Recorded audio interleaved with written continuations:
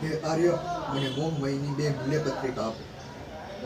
મૂર્ખ, મારી ભાષાને સમજતો નથી. હું મુંબઈની 2 ટિકિટ માંગુ છું.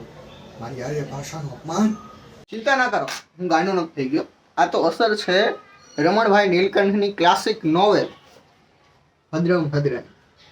હવે 125 વર્ષ જૂની આ ગુજરાતી સાહિત્યની પ્રથમ હાસ્ય નવલકથાની વાત કરીએ, પણ એની પેલા એક સીન તમને સંભળાવું.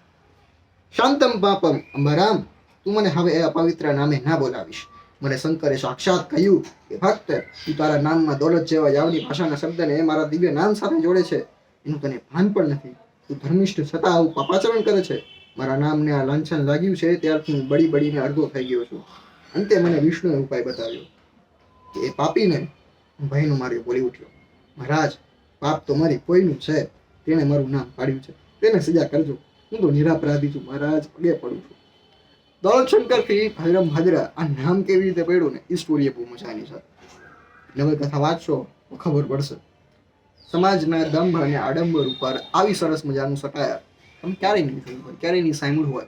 125 વર્ષ પહેલાની વાતો અને સમાજનું આ વર્ણન અત્યારે પણ આટલું લાગુ પડે છે, એ વિચાર જ મને આમ ચકરાવી ચડાવી દીધું.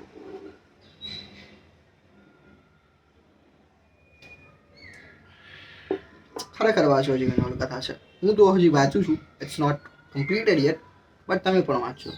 મળીએ ત્યારે આવતીકાલે ફરી એક વખત સાંજે 7.